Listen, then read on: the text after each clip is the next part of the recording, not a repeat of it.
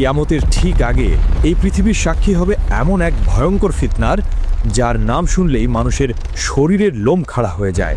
এটি হলো হাজার হাজার বছর ধরে বন্দী থাকা এক ভয়ঙ্কর জাতির গল্প। এটি হলো ইয়াজুজ ও মাজুজের কাহিনী। ইয়াজুজ ও মাজুজ হলো হযরত নূহ আলাইহিসসালামের বংশ থেকে আসা এক জাতি।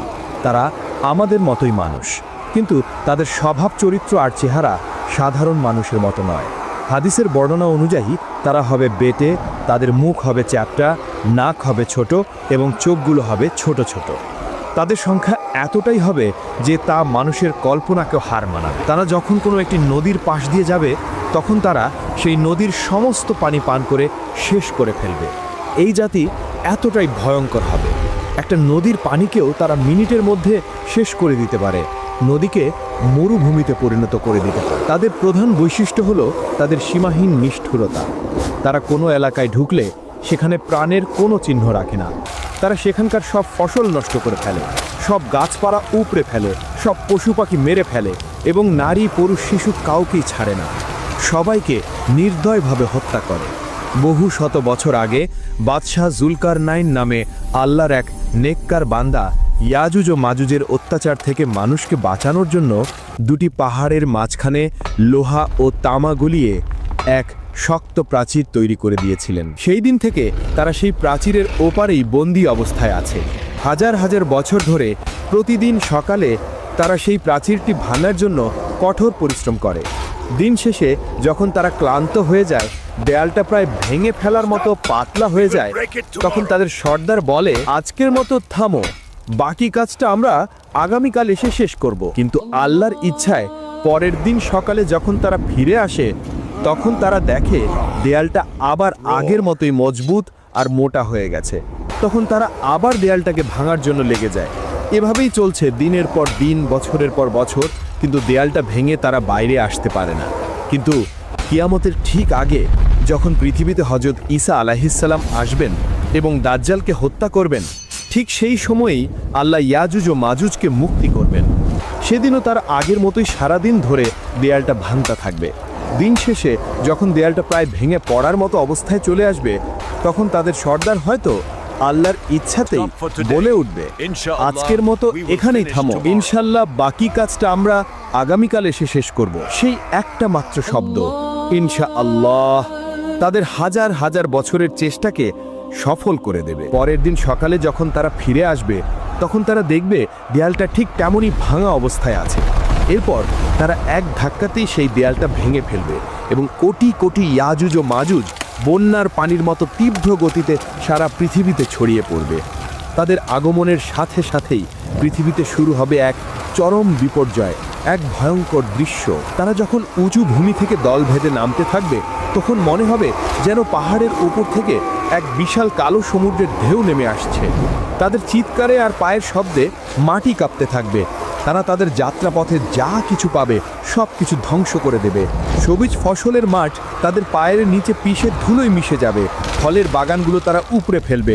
শহরের পর শহর তারা জ্বালিয়ে পুড়িয়ে ছারখার করে দেবে। তারা যখন জেরুজালেমের তাবারিয়া নদীর পাশ দিয়ে যাবে, তখন তারা সেই নদীর সমস্ত পানি পান করে শেষ করে ফেলবে।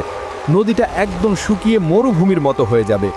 কিছুক্ষণ পর যখন তাদের শেষ দলটি সেই শুকনো জায়গার পাশ দিয়ে যাবে, তখন তারা একে অপরকে বলবে, হয়তো কোনো এক সময় এখানে পানি ছিল। পৃথিবীর মানুষ ভয়ে আতঙ্কে দিশাহারা হয়ে যাবে। তারা নিজেদের ঘর বাড়ি ছেড়ে পাহাড়ের গুহায় এবং জঙ্গলে গিয়ে আশ্রয় নেয়ার জন্য ছুটতে থাকবে। কিন্তু ইয়াজুজ ও মাজুজের হাত থেকে পালানো প্রায় অসম্ভব হবে।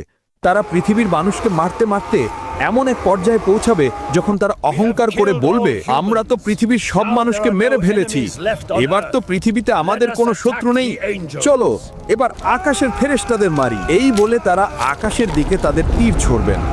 আল্লাহর তাদের এই অহংকারকে পৃথিবীর মানুষের সামনে প্রকাশ করার জন্য সেই তীরগুলোকে রক্তমাখা অবস্থায় তাদের কাছে ফিরিয়ে দেবেন। রক্তমাখা তীর দেখে তারা আনন্দে চিৎকার করে বলবে, দেখো আমরা আকাশের ফেরেশতাদের মেরে ফেলেছি, এখন আমরাই এই মহাবিশ্বের শাসক। তাদের এই ভয়ঙ্কর অত্যাচারে পৃথিবীর ঈমানদার মানুষেরা খুবই বিপদে পড়ে যাবেন।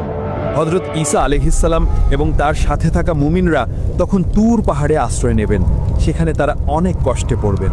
খাবারের এমন অভাব দেখা দিবে যে একটা গরুর মাথার দাম 100টা সোনার মুদ্রার চেয়েও বেশি মনে হবে।